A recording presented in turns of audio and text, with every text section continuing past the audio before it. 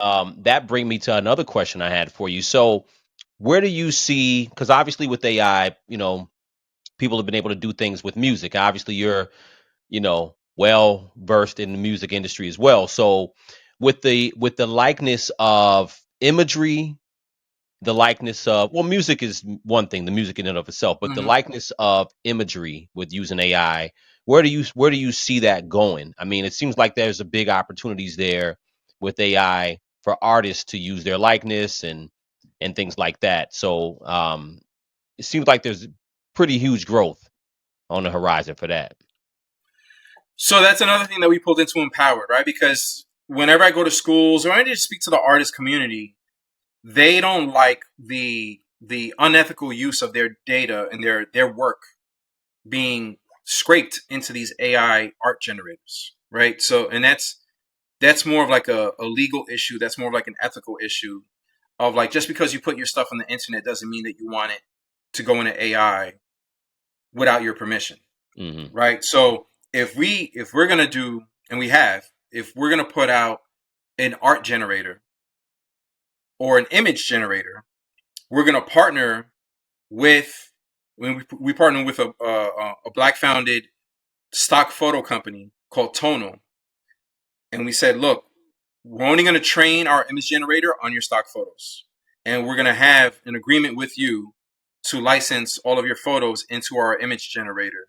Okay. And if anyone has any question about where's our data from, we just say right here, Tonal. You can meet the founders, you can talk to them. We got their cosign.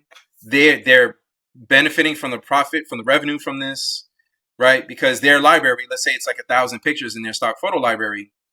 Now they also have an AI tool that they can give their brand clients and say, "Oh, is there a picture in the library that you don't have? Now you can AI generate." Right. So Okay. there's a business opportunity for them on that same side. We're also partnering with like black animators and comic book illustrators so that we can give kids like an animation tool to generate AI generated animations with Okay. this specific partner that we're shaking hands with and doing deals with. Okay. And there's such a big business opportunity for people to like now in the current stage train an AI model just on your work, right? So like you have a unique production sound from a music standpoint, right? You can train your own music model and give that to clients and be like, look, if I haven't made something for you, just type in what you want and my AI music model will generate that sound for you. We'll generate that. Whether Wow. if it's a jingle for a commercial, if it's a tune, if it's like a music bed for a TV show or a reality show, or even like if it's score. We're like, look, I trained this myself. I'm giving only you access to this through like, some kind of like gateway.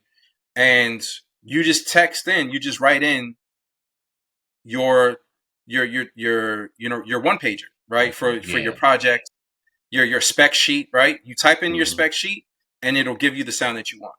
Wow. That's huge, right? Yeah. That is So we huge. can talk after this if you want, but like this is That's this is the crazy. opportunity now of like you can have me, you can commission me to do something custom for you, or I can train in all of my collective work into this AI model, and then you could just interact with the AI model to get something on demand from my model instead of commissioning something from me manually. Now Right. you have Okay. the opportunity to do both. That's incredible. That's incredible. And when people understand how much opportunity there is there to really stop looking at AI like it's just a bunch of robots that are going to be doing stuff, because it's not even what it is. I mean, there's, you know, and we're just talking just in the music and the creation space, animation space, but I think there's so much opportunity there with AI. And I think that what you're doing, and I'm listening to everything as far as Create Labs, because it doesn't seem like your whole goal is, okay, we just need to, it's important to make money. You have to make money, right? Mhm. But it doesn't seem like your thing is just, okay, I'm just going to find a way to just get as much money as I can.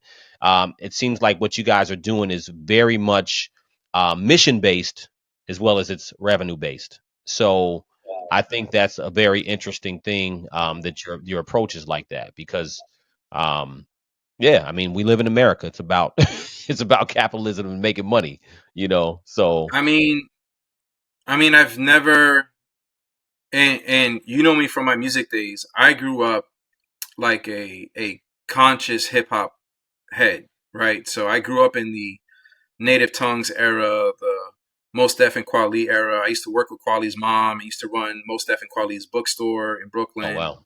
Okay. And if you know like Dead Prez Yeah. is bigger than hip hop. I was in their music video. So like people don't know that like my music history of like where I come from, and I never came up from the era of like just go make a dollar, right? Just go make the music that just sells, right? Right. Like all my stuff had a message, had social commentary. So if you take that into the tech industry, I can't just go make a sports betting app just to make a bunch of money and then just sit on my yacht and just be good, right? Like Right. everything I do is got to be for the culture. Sometimes that means making less money, or sometimes that means taking the longer road to something, but you do it with integrity. You do Right. it with integrity, and you're doing it back for the culture, and you're bringing the community along with you. And believe it or not, that has actually opened doors for us taking that approach and landing us our deal with MasterCard, where we're building their AIs now, and other clients. And we're talking with David Stewart right now, who's the wealthiest black man in America, Yeah. the top billionaire in America behind worldwide technology. We had a call this week. He didn't want to hear nothing about our AI. All he wanted to hear about was my work in education, the social impact work we used to with Create Labs in the early days. And like that's what landed our deal with David Stewart. It wasn't, he was like, yeah, I'm pretty sure you know your AI stuff, but like, what are you about? And Okay. sometimes we don't want to stand on that. Sometimes we feel like, oh, we got to put that aside Right. to Right. go make this dollar, to go get this bread. But you don't know what kind of bags your integrity is going to get you. You Yeah. know what I mean? No, that is such a great point. I'm glad that you said that too, so people can really understand that because I think at the end of the day, that part, what you're about and being able to sleep at night and having purpose. I think that's a big thing too, because you can make a lot of money with no purpose. And I think that just everything you just said, I mean, it lends to that point. What purpose do you have? So I think that technology is something that we all need, and especially in the Black and Brown community, we have issues with the reading levels, and other parts of education that we're lagging behind. And I think education has been outdated for a long time. So my kids are 8. Well, my kids are now 9 and 8. We have them 15 months apart. So I got Irish twins. But they're at that age where they're in grammar school, and you're looking at their education. I look at the apps that they have to use, and you see these differences from when we were in school. You know what I'm saying? Because when we were in school, there was really no technology, Mm-mm. other than just basic Nope. computers, if that.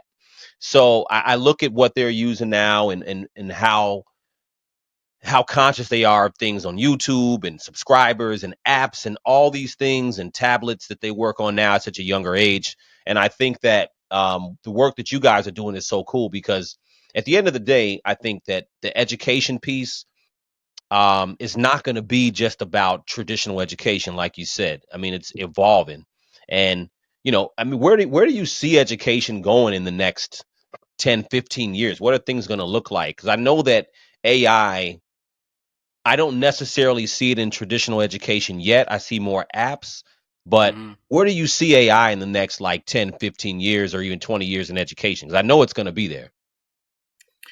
So a lot of my work now, I have to split between building AI and speaking about it on stages. I do keynotes around the world, and because I'm a former educator and because of New School, I spend a lot of time speaking at education conferences, literally begging them, pleading with them to don't. And I write it in my slides, like don't let your fear get in the way of your future readiness or the student's future readiness, right? Because the kids know the term gatekeeping, right? Like if I put you on as a school principal or as a Hmm. superintendent, if I show you exactly what they need to learn to master AI and to master future technology in the next 5 years, and you do nothing with that information, and you keep your restrictions on AIs up, and you ban ChatGPT in your school district, and you don't introduce new ways to learn these technologies in your schools, y'all are gatekeeping. You're gatekeeping, and it's going to put the kids that are in your district behind the eight ball on getting ready for the future. Yeah. So I tell them, like, yo, as soon as I tell you this, please do something with it. Because if you don't, it's going to put them behind. And it might mean, like, teachers have prep periods. They have, like, professional development weeks and prep weeks and prep days that they take off to, like, learn new things. They need to start, like, R&D committees to, like, yo, this new AI came out this week. Let's all test it as a group. Let's understand it. Let's read the research papers. Let's read the white papers. Let's all try and demo something. And let's figure out, how does this help education? How does this hurt education? How does this, what of this do we need to bring into the classroom? What of this do we need to bring into, like, our curriculum development? That needs to be happening every semester, every quarterly, right? Right. Like, because that's how fast the stuff is moving. Right. Exactly. If you're not touching any of it and you're just turning your back on it, it's a wrap. You know what I mean? Like, you're gonna get dusty real quick Yeah. in education, and you're gonna leave it to cats like me and you. The whole school is full of kids who are learning on their own, that are self-taught. Because when it comes to doing mods with GTA and 2K and in Roblox and in Minecraft, they're doing that themselves. It's called peer-to-peer learning. They're either teaching themselves or they're learning from their homies Right. on Discord, right? On Reddit, on YouTube. They're learning from each other on Twitch how to do things with technology, because you won't teach them in the school. But if you teach them in the school, then you're creating a community for them to learn about this stuff. But if you don't, they're going to learn it anyway. They're going to just Yeah. learn it on their own. On their own. And guess what? They're not going to turn in your homework assignment, and they're going to get a 0 on a homework assignment because they were up for 3 hours building a mod. And they're going to turn around and tell you, oh, I don't know how to code. Oh, you don't know how to code? You just use Python for the last 3 hours building this mod to get these new Yeezys coming out, or to get, to get past these Supreme drops and, like, these Nike drops. They built a bot to get past all that in Python. It's crazy. And in your school, you're trying to teach them Java 101, or, like, you haven't even brought up Java 101 yet, and they already know Python. So, like, it's so disjointed of, like, the things that they're doing on their own because they're interested in it, versus the things that you're, like, still trying to play catch up on. Right. So if you get ahead of it, then you meet the kids where they are, like, yo, all right, this is what you're going to need in the next 5 years, right? No, you're going to need how to learn. You're going to need to learn how to build your own Clara. You're going to need to learn how to build your own chatbot. You're going to need to learn how to train your own image models. You're going to need to learn how to, like, build your own agents. Like, agents is, like, a whole nother thing, right? What I want to see in the next, like, 5-10 years is that when Elon drops those robots, that every school district, instead of buying 3D printers and just letting them collect dust in the room and no one's touching them, in the next 5 years, you're buying those Elon robots for the kids to program themselves in the schools to figure out what you could do with those robots. Everyone should be buying those robot dogs, those, like, humanoid robots. Buy them all. That's what you raise grants for in school districts, to buy them all and just give them to the kids and be like, all right, see what you could do with this thing. Man, listen, Abran, that's like, you're speaking from a free mind, and I think a lot of the education system is scared of. They're scared, and I think a lot of teachers are discombobulated with all of that because they don't really know how to deal with it.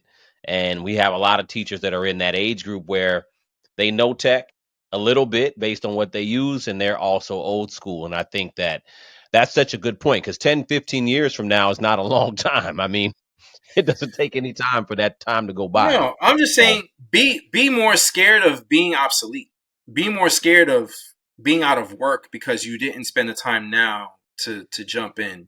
Yeah. Like, if I'm not in perfect shape, but if someone told me, like, we always try and scare people, like, yo, if you don't start exercising, you might die. It's like, yeah. Okay, whatever. But if someone's like, yo, if you don't lose weight you're gonna lose your job, your 6-figure job, if you don't. Yeah. You know what I mean? I'm doing push-ups tomorrow, They in right? that right. You They know in what I that mean? gym. They doing push-ups now. Like, let me Yes, I'll do these exactly. push-ups right Like, yo, now. if you're telling me I'm gonna lose my bread because I'm not getting into shape physically, I'm hitting that treadmill. Yeah. So this is the same thing. It's just like, yo, you're gonna lose your job if you don't figure this out soon. And those kids that you're teaching wouldn't even know how to get a job because you're not teaching them the the skills.